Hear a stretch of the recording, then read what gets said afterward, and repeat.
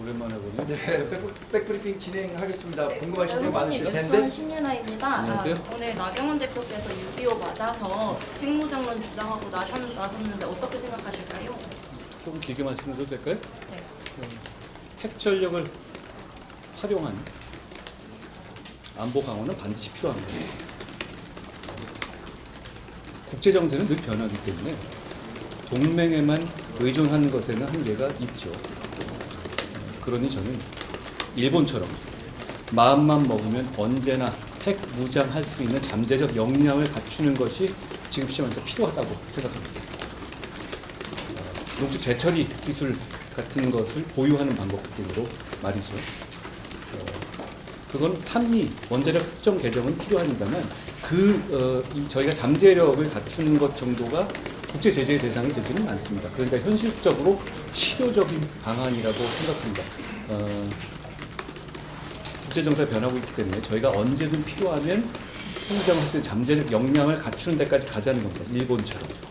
그렇지만 지금 단계에서 바로 핵무장을 가게 되면 저희는 국제 사회에서 큰 제재를 받고 국민들이 큰 경제적인 타격을 입을 겁니다. 그러니까 그걸 지금 적극적으로 추진하는 것은 그런 문제가 있습니다. 그런 문제 때문에 우리 윤석열 정부는 그 이전 정부와 차원이 다른 수준의 한미 관계를 복원했습니다. 전 대단한 업적이라고 생각합니다. 한미 관계 복원을 통해서 핵 동맹 수준의 새로운 관계를 재정립했습니다. 그런 면에서 저희는 우방을 통한 핵 억지가 되고 있는 상황이라고 지금 생각합니다. 여러 가지 제가 말씀드리는 제재라든가 국제사회 제재 같은 것들을 감안한 신중한 판단이고 결정이라고 생각합니다. 그런 면에서 전 정부의 입장을 지지합니다. 그리고 외교나 안보에 있어서는 정부가 전문가적인 판단을 한 것에 대해서 집권 여당이 최대한 지지해줘야 한다고 생각합니다. 제가 아까 첨언 드린 것은 그렇지만 국제정세라는 것이 늘 변할 수 있기 때문에 언제든 핵 무장을 할 수 있는 잠재 역량을 확보하는 단계까지는 지금 나아가야 한다. 일본처럼 그런 말씀을 드립니다. 네, 다음 질문 받겠습니다. 지금 OBS 선장입니다. 안녕하세요. 이재명 대표가 그 대표직 내려놓으면서 연임 도전 뜻 밝혔는데 어떻게 보시는지? 그걸 뭐 도전이라고 말할 수 있을까요? 전혀 도전적이지 않는데. 안녕하세요. 야당에서 계속 윤석열 대통령 탄핵 언급을 계속하고 있는데요. 그런 식의 비정상적 임기 단축은 국민들에게 피해가 옵니다. 무책임한 정치 공세라고 생각하고 제가 당대표가 돼서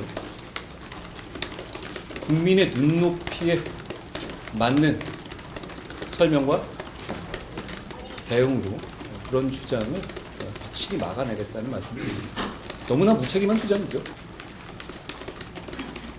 다음 질문. 네, 주시죠. 안녕하세요. 오랜만입니다.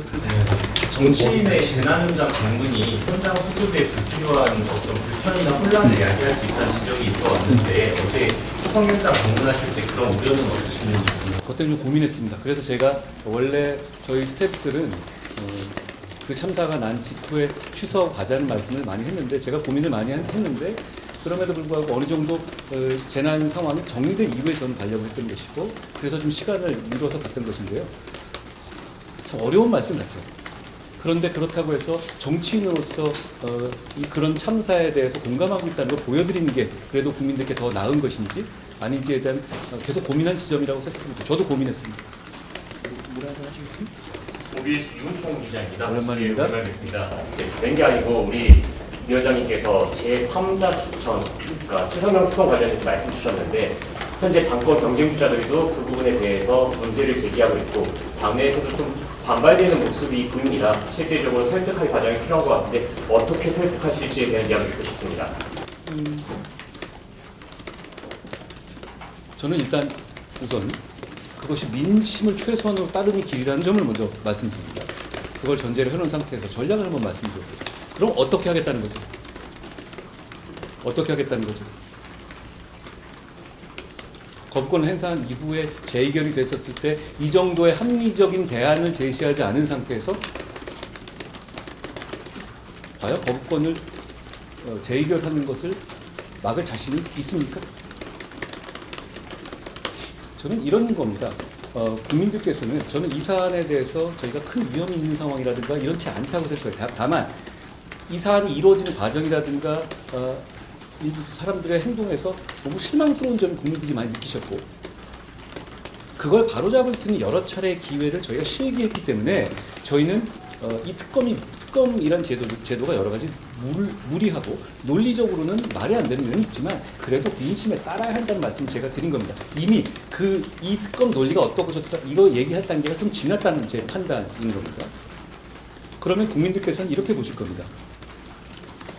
지금 이렇게까지 온 상황에서 특검을 찬성하는 세력과 특검을 무조건 반대하는 세력 이렇게 보시고 있지 않았습니까? 저는 이거 우리 정치 세력으로서 국민들의 공감을 받기 어렵다고 생각해요. 자, 제가 제안함으로써 이렇게 됐습니다. 민주당이 고르는 특검을 추진하는 세력과 제3자 대법원장이 고르는 특검을 추진하는 세력과 이 어떤 걸 선택하시는 문제. 저는 이 선택은 대단히 간명하고 쉬울 거라고 생각하는데요. 그리고 우리는 공당이고 안보와 보훈을 생명처럼 여기는 보수당입니다.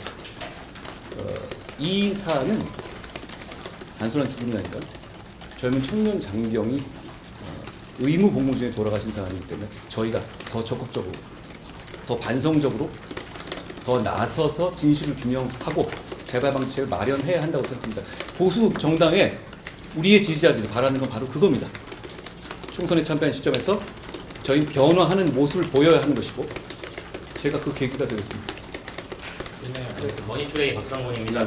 방금 전에 민주당에서 윤 대통령 탄핵하는 거 관련해서 입장 말씀해 주셨는데 그러면 개헌을 통한 4년 중임제로 해서 임기 단축하는 건 또 어떻게 생각하시는지 좀 궁금하거든요. 개헌의 논의라는 건 1987년 헌법이 만들어진 이래 굉장히 오랜 시간이 지났어요. 그 개헌의 필요성을 말씀하시는 여러 가지 합리적인 주장들이 있습니다. 일리가 있습니다. 그런데 이런 정도로 정치적인 뜨거운 시점에 개헌 논의가 들어오면 모두가 정치 싸움에 휘말리게 됩니다. 지금까지 우리가 보면 역사적으로 그래왔죠. 지금부터 얘기하는 건 다 이런 시간입니까? 임기 단축을 할 거냐? 그런 이유들이잖아요. 그리고 의도는 뻔하고요. 게다가 본인이 감옥 가기 직전에 있는 사람들이 추진하는 것이고 그러면 그런 면에서 저는 이게 건설적이고 국민을 위한 개헌 논의가 진행되기 어려운 상황이라고 생각합니다. 특히 우리 헌법에 128조가 있습니다. 128조를 보면 제가 숫자를 잘못 말할 수도 있습니다. 아마 맞을 거예요. 128조를 보면 임기 단축이라든가 그런 개헌 논의는 그 헌법 개정 당시에 대통령에게 적용하지 않는다는 조항이 있습니다. 물론 그것까지도 바꿔버리자고 할 말은 없는데 그것이 대한민국 헌법 정신입니다. 그게 어떤 다수당이 의회를 차지해서 국민들이 선출한 대통령의 임기를 다수의 힘으로 마구 바꾸지 못하게 하겠다는 헌법 정신, 나라의 계속 지속 가능성과 국민들에게 안정성을 드리겠다는 헌법 정신입니다. 그 점을 고려해야 된다고 생각합니다. 그러니까 말씀하신 임기 단축을 해서 지금의 임기를 줄이는 방법으로 헌법을 개헌하겠다?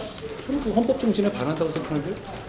다른 논의로 이 권력 구조나 지금 AI 시대라든가 새로운 기술 시대에 맞는 헌법적인 개정이 필요하다. 그런 논의는 얼마든지 가능한 것이고 그걸 건설적으로 논의해야 합니다. 그런데 야당이 말하는 논의는 그게 아니지 않습니까? 끌어내리겠다는 것. 탄핵을 주장하는 것과 이름만 바꾼 것 아닌가요? 그런데 그건 헌법적으로도 헌법 정신에도 반하는 것이다. 라는 말씀드립니다. 위원장님, SBS 안녕하세요. 오랜만입니다. 어제 한 매체에서 대통령실 관계자 인용해서 선거법 의견과 관련해 한동훈 후보가 단륜을 넘어서 전륜이다 이런 독한 표현까지 주장했는데 어떻게 생각하세요?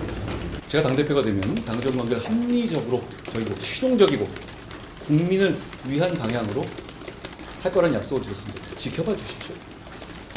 위원장님, 최상병 특검 같은 제시하지 않은 경우요, 당신보다 민심을 택하는 선택이다 이런 평가가 있는데 당신도 동의하실 거라고 생각합니다. 왜냐?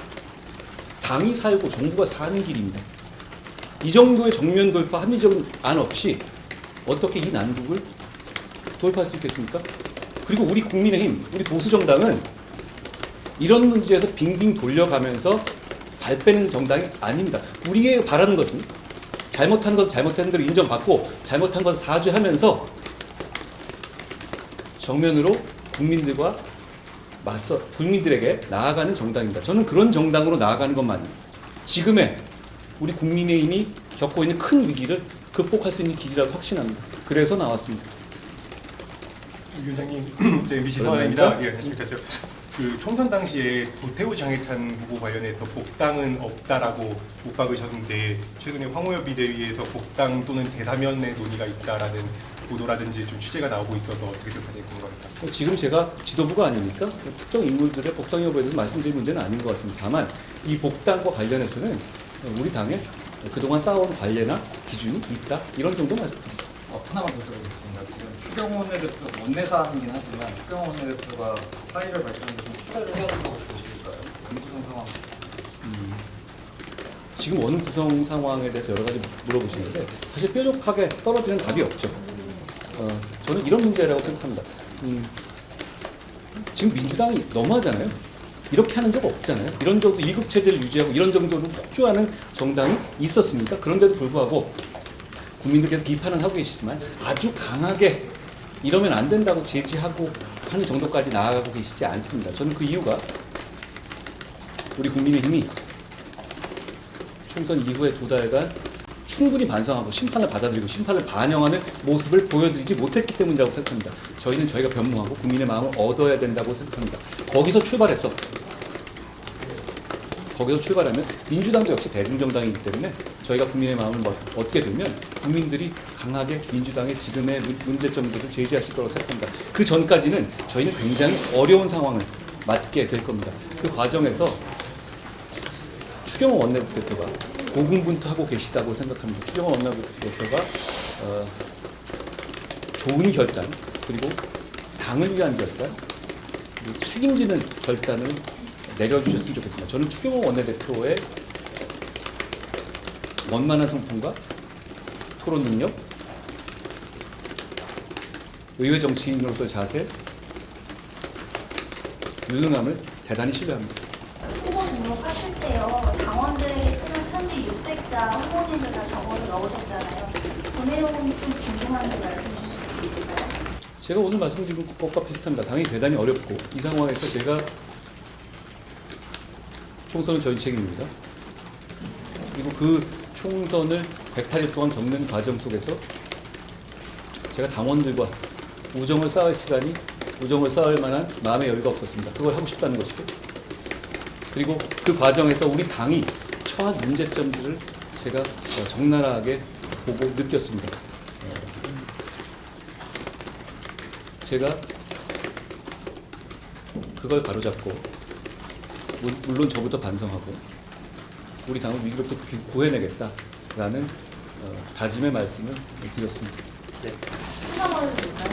대리랑 오셨습니다. 안녕하세요. 어제랑 이어 오늘도 사무처 당직자들과 인사를 하시기로 했는데 혹시 특별한 이유가 있으실까요? 저는 우리 당의 기둥이 우리 훌륭한 당뇨들이라고 생각합니다. 당은 우리 당뇨들을 여러분들은 저희 같은 사람만 보시지만 실제로 우리 당을 움직이고 우리 당을 강하게 만들고 유능하게 만드는 것은 사무처의 당직자들입니다. 당연히 제가 먼저 찾아뵙고 어떤 이유로 당대표에 나서는지를 설명드리는 것이 맞다고 생각합니다. 이 정도일까요? 네, 고맙습니다. 고맙습니다. 고생하셨습니다. 아이고 이렇게.